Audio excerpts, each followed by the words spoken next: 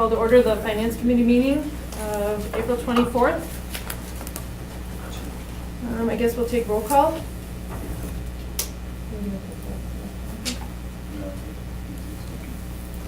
right, you should see it pop up on your, when you sign in. So we have Alderman Galvin, Alderperson Dorf, Alderperson Corpus Dax, and Alderperson LaFave present.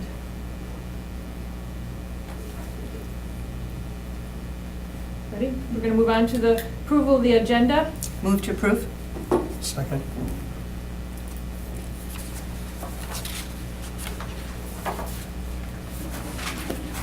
There we go.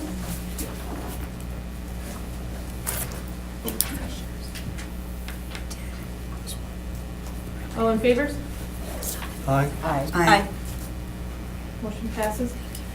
We are going to be selecting election for chair of the Finance Committee. Make any motions? Make a motion that Barb Dorf be the chair. Thank you. Any other motions? Second. Oh, thank you.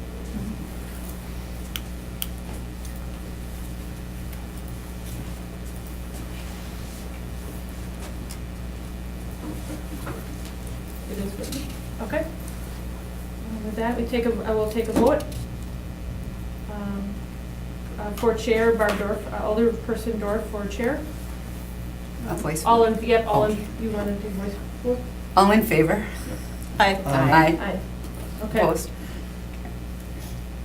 thank you. All right. So our chair is Alderman Dorf. Do you want to take over the meeting from here? Yes, sure. Well, next we'll move to the election for vice chair, and I would like to nominate Veronica Corpus Dax for vice chair. I'll second that. All those in favor?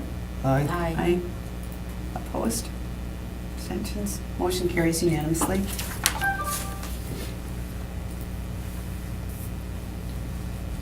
Do I wait for like the wink or something so I know I can move to the next agenda? Or do you want to just say it? Would that be more helpful if you say you're ready? All right, we'll go on to the approval of the minutes. Okay. Motion to approve. Second. All those in favor? Aye. Aye. Opposed? Motion carries unanimously. All right, we're moving on to new business. Number one, go ahead. Consideration with possible action on a request by the City Assessor's Office to cancel certain property taxes. Staff? I can let you know, this is kind of a routine item that as the assessors are going through, they'll find out that a property is no longer maybe in the city limits or the business is no longer open. And in this case, there was a tax bill that has been sent out, so it was part of the original 2018 budget. So in that case, then we'll come back to the Finance Committee meeting and ask them to either cancel or rescind it. And so there's quite a bit of backup. In total, it's $464 for these three properties. Our city assessor is here if you have any questions, and specifically why they were canceled. You can certainly ask him that. Does anyone have any questions? Not according to the, what I read in the minutes, it seems like it's appropriate. Okay. I'll entertain a motion. Motion to approve. Second. Okay. Do I say motion by Alder Galvin, second by Alder LaFave? It would show up in verbatim minutes. Yes. Okay. All those in favor? Aye. Opposed? Motion carries.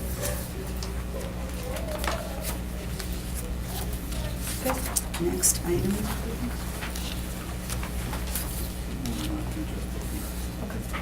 Next item is the request for approval to purchase Motorola mobile radios from the Motorola Baycom for $52,818. This is Rick Jensen, our purchasing manager. Welcome.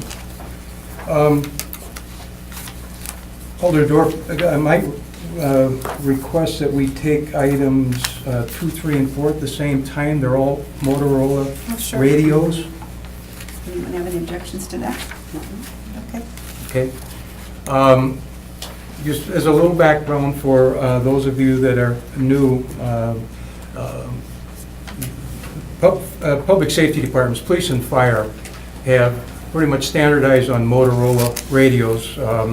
When Brown County did radio frequency rebanding several years ago, and for some other public safety reasons, we're using, in these types of radios, Motorola. Motorola is available on a national contract called NASPO. The only authorized dealer in the state of Wisconsin under that contract is Baycom. So we've been sole sourcing these radios through Baycom for a number of years, and that's what I'm bringing forward tonight. This is the national contract pricing. Baycom has offered a $500 per radio promotional discount to us. We're buying a combination of mobile radios and portable radios for the police department, and there is one base station radio for the fire department. So I'm asking for your approval to make these purchases. And I've attended, just for the information of the rest of the committee, I've attended many of the finance committee meetings, and this has come up a number of times, and some very good explanations have been given as to why it's important to have these kind of radios in order to talk, to have that cross talk between the departments, right? And so, do you guys have any questions on this? Sure, what's a WCA discount? WCA discount? Yeah, Wisconsin Counties Association. Where do you see that? Part of Miguel. So on the first page where it listed, it's, you got list price, one column, next price, WCA discount, and then you have the extended price column. Okay, so this is the NASPO pricing that has been established through Motorola and Baycom. And so that's Wisconsin Counties Association pricing. Okay. And that's that $500 radio No, discount you mentioned, or is that the different? $500 is not part of the contract. That's something that Baycom passes along to the city of Green Bay. Okay. So we're buying 15 units for vehicles, 20... 28, I think, for 28 hand units, and who's that going to? that's police, Okay, and then one substation or base station for the fire department. Station 6. Station 6, what happened to the old one? Why are we policing this? The present base station and Do you want to come forward, please? I'm sorry. And then mention your name, that's where it's going, thank you. Randy Frailing, City of Green Bay employee, Public Works, Communications and Technology technician. The base station for Fire Station 6 is from 1992. We have in the past started phasing the old base stations out.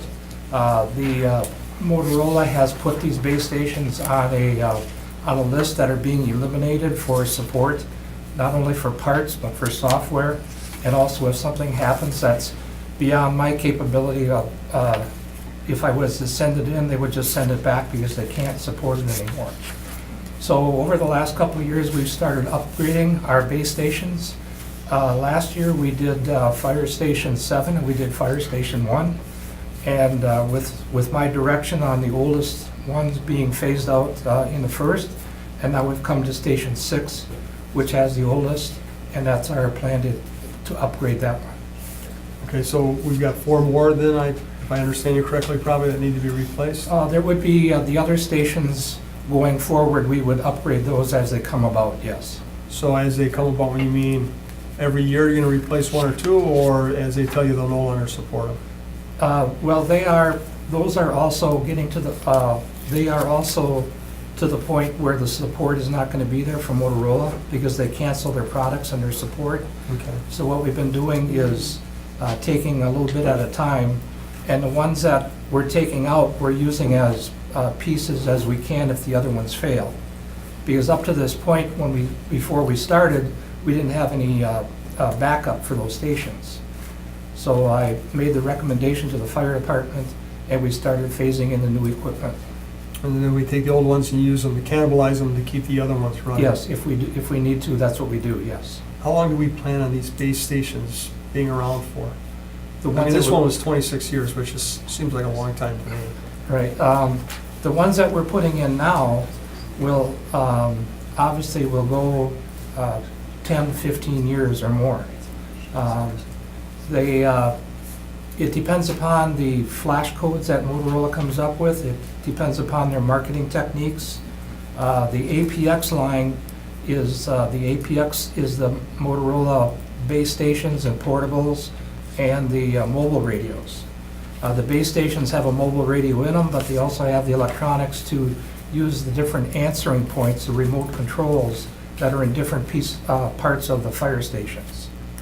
So we have upgraded that, and they will go out for another 15 years with upkeep and upgrades, software upgrades and things like that. Okay, thank you.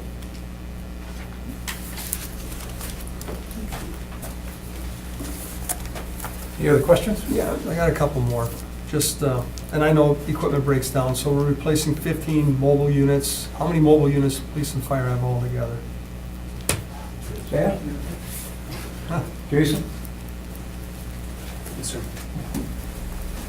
Yeah, afternoon, ladies and gentlemen. Jason Bam, Green Bay Police Department. We currently have 74 mobile units in the squad cars, as well as supervisor cars, detectives, in our command vehicles and the boats, everything like that. So 74 total mobile radios. We have 196 portable radios as well, the handhelds, of which the current type of mobile that we're trying to replace, or we're working towards replacing, are the XDL 5000. We have 71 of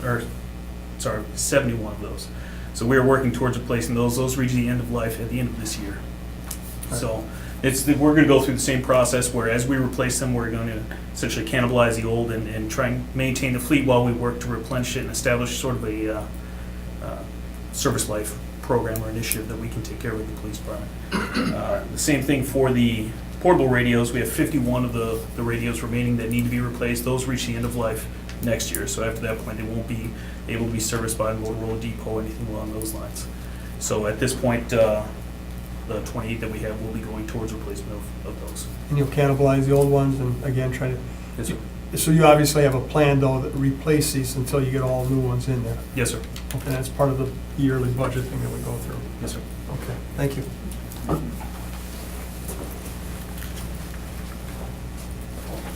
I'm good. I'm sorry. but- Thank you. No, that's fine. Okay. Good questions. Anyone else have any questions? Motion to approve. Can we take these all three together? Would that be appropriate? I make a motion to approve all three at the same time. Second. Motion by Alder Galvin, second by Alder LaFave. All those in favor? Aye. Opposed? Motion carries unanimously.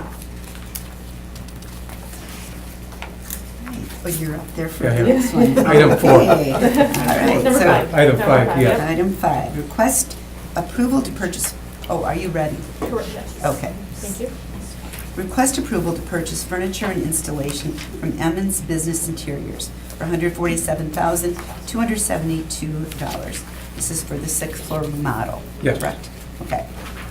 So what we did here, furniture is very difficult to solicit and do bids because it's very hard to do side-by-side comparisons, and you can't really tell from one manufacturer to the others. What we did is, essentially we hired a consultant.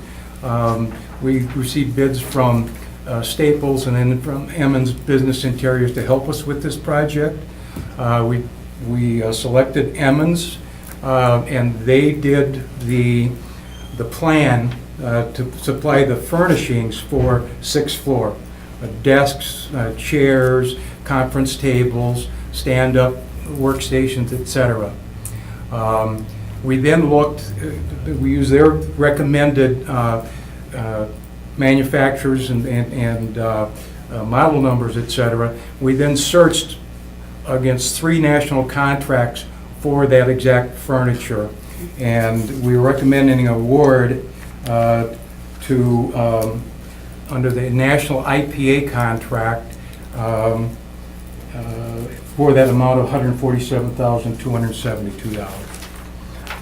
All 3 of these contracts we looked at had the same furniture. different pricing, and we're recommending the lowest priced option. When you're buying this furniture, and I know stand-up stations is becoming the big thing, and I mean, there'll be something else down the road. Are you asking the employees what they want in advance, or is this just kind of a general? No, I think they did an extensive amount of asking employees. Sure.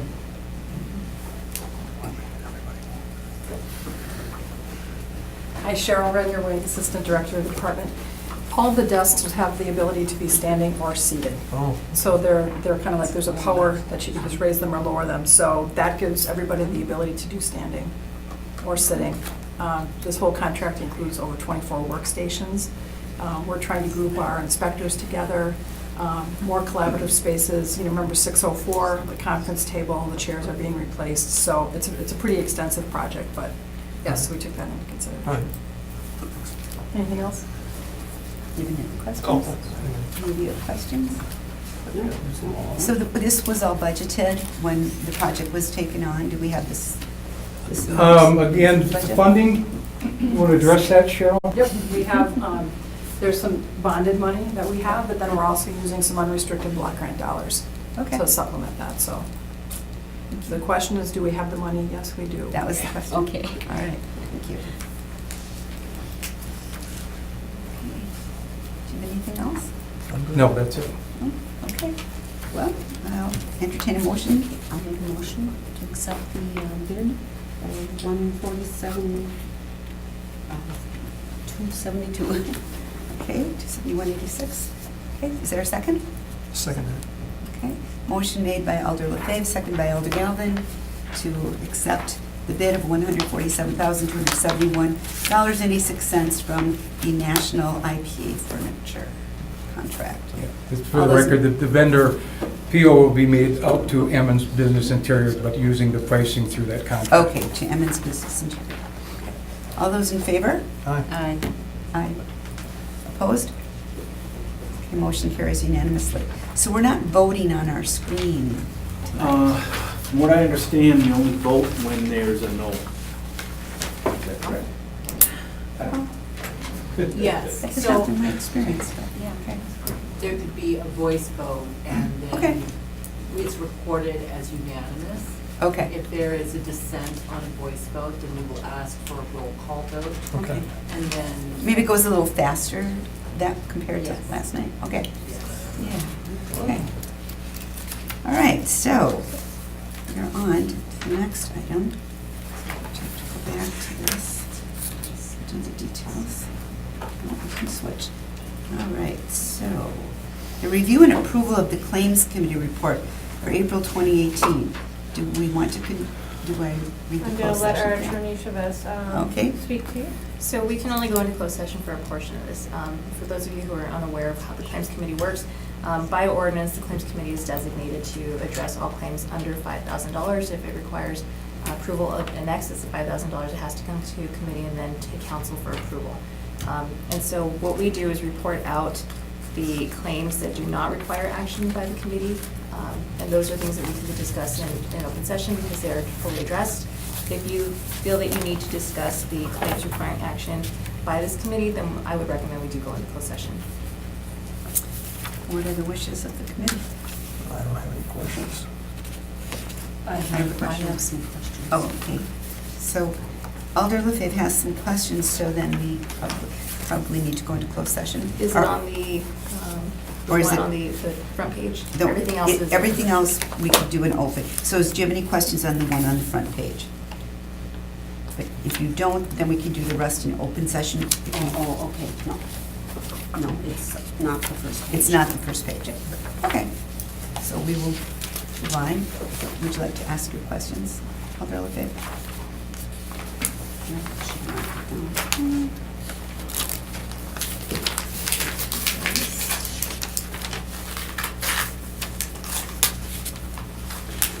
It was the main break. Third page, next one. Okay.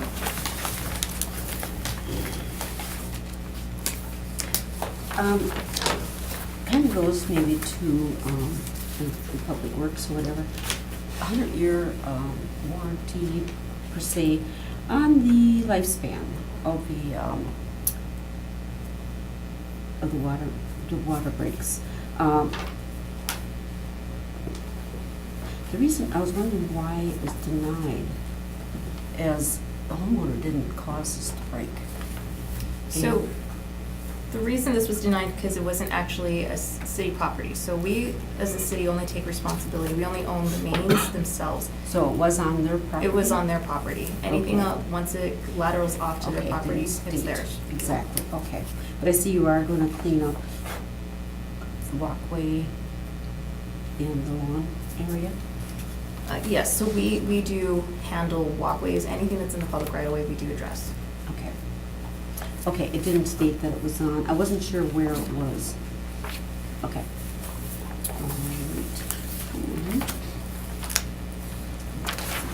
Oh, no, I'm sorry, I'm confusing with the other, there's another main break in here.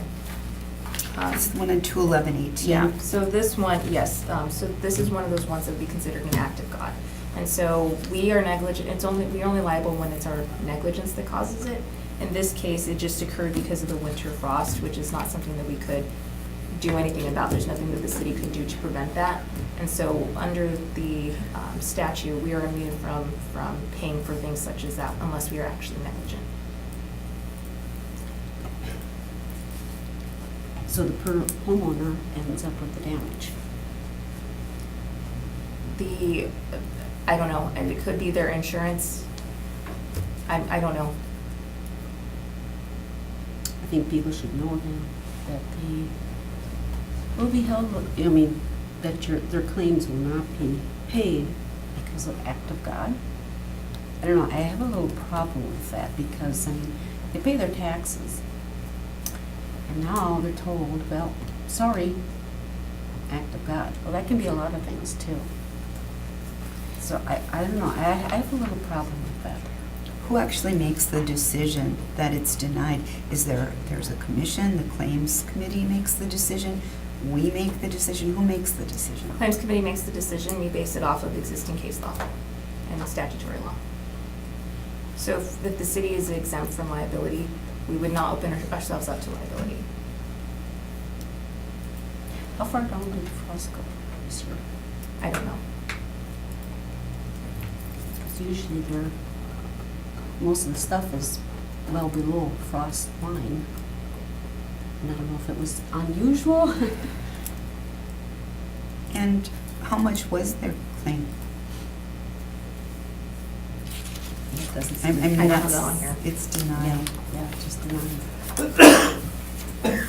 I have to echo Alder LaFave's concerns, because I'm dealing with it, of course, in my own district, where there was a water main break and devastating damage to a home. So what are there any other options?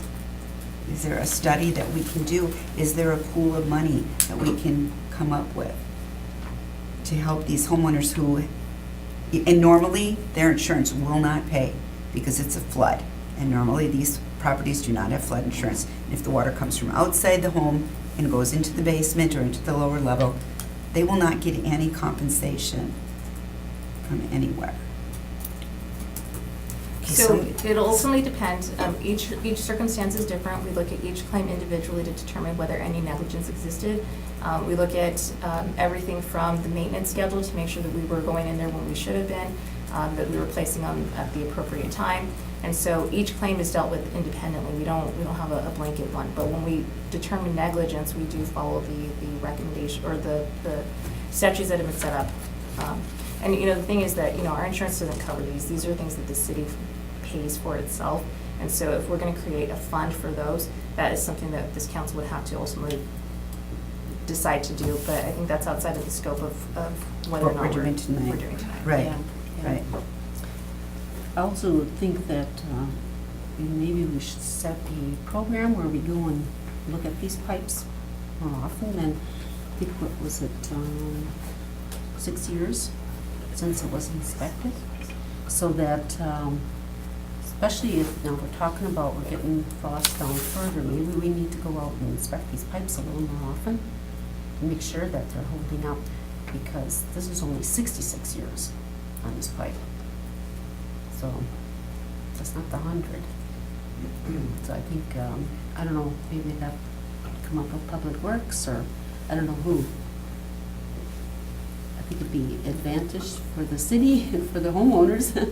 You could certainly make a communication improvement in services.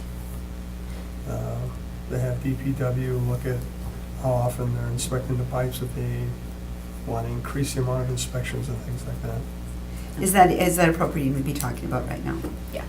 As far as sending as communication, that's the Yeah, the Right, extent of that's it. right. So that would be something we should really be discussing right now. Right. Do you have any questions on any of the other claims? There was one other on the damage to the vehicle. Let's see, one was the pothole. That was on The snow plow one? 2/18. The pothole. Okay, yeah, okay.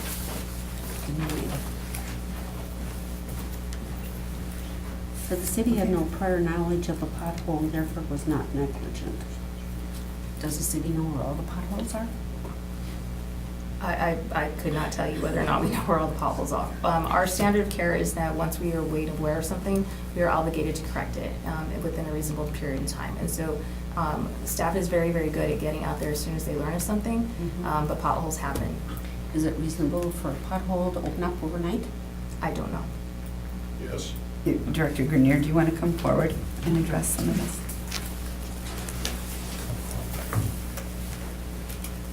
Yes, that is reasonable for one to open overnight. It's extremely common. Yeah. Especially with our winters, the way we've been having them and. Well, pothole development has to do with freeze-thaw cycles, so you typically see it more in the spring and in the early winter.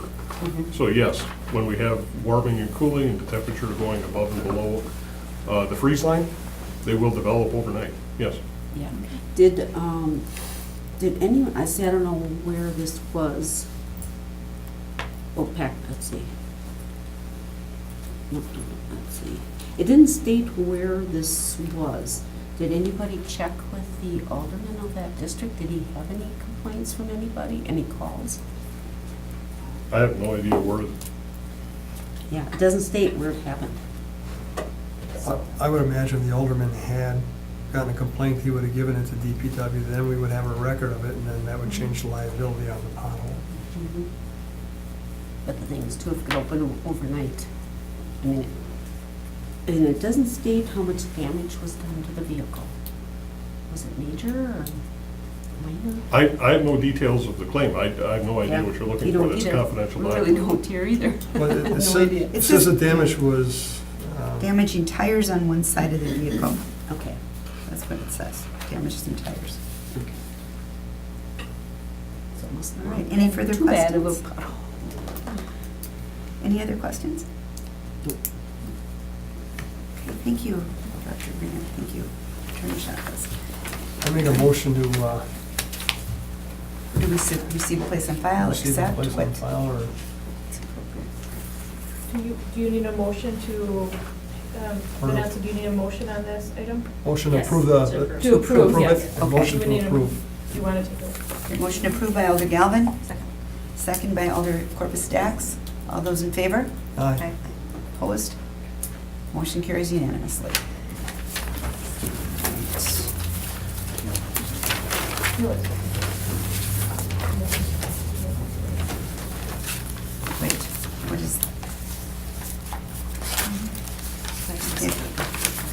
That's report of the finance director. All right, just a note, just in the finance department, we are finalizing the year-end audit for 2017. We have a state report in our CAFR we'll be working on in the next month or two. As you know, in the IT department, they're working on the website and agenda management and many other things. And the board of review in our assessor's office is going to be on May 9th. And then that's about all that I had. Any questions for the director? Do we need to accept your report? Receive and place on file. Receive and place file. Make a motion to receive and place on file. Motion by Alder Galvin to receive and place on file. Second by Alder Corpus Dax. All those in favor? Aye. Opposed? Motion carries. Informational? Would you like to, I can explain what that line item down there is on the contingency fund. In 2018, the contingency fund that was put in the 2018 budget was at $150,000. And that is truly, really, it's really from the direction of the finance department. If there's something that comes up throughout the year that was not budgeted, needs to be spent, really have no other budget line item from, they can come to this committee and ask if they could get permission to move and take some of these dollars, or move it, well, we move the dollars around. So far in 2018, one bill for $19,750 was already taken out of the contingency fund, and that was an old bill from 2012 through 2018. It was a pass-through invoice for the Hagermeister bathrooms. It was a couple $1,000s a year. Instead of the city having their own bathrooms on the city deck, Hagermeister supplies bathrooms, and it's really more for the cleaning and the service of it. It was an invoice that had, like I said, goes back from 2012 to 18. So that had been approved, so $19,750 has already come out of that fund. Second, the contingency fund in 2018 was increased over previous years, and that was just to help pay for closed captioning. It was something brand new in fall. We weren't sure how much it was going to cost. I think we put an extra $40,000 in for contingencies. So right now, we are paying our invoices for, it's rev.com. We pay for our closed captioning out of this account. To date, I think it must be, we only have paid a couple $1,000s out of this fund so far as for the first quarter for closed captioning. So that this number will just show you what's left in case, again, if somebody would come in with a request to use contingency because they don't have a budgeted line item for it. Thank you. So you need any action on that? Nope, It's that's just receive informational? and place on file. Okay.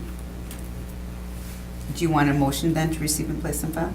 You know, in the past, we haven't had this as a separate item. It was just information on the bottom. Okay. Wondering maybe in the future, I'll see if we can potentially get rid of the G and just maybe make it part of the finance report or something. Okay. That way it's just there. If you have questions, we can ask why did it go down. Okay. But maybe for now, I think we should receive and place on file.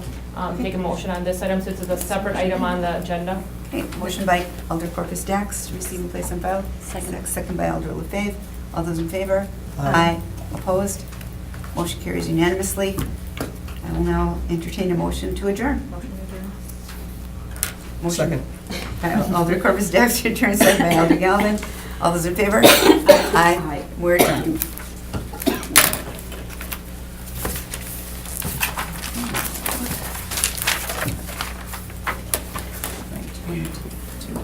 Yeah, they have to. 5 minutes. Did you receive for the personnel? No. And somehow I did.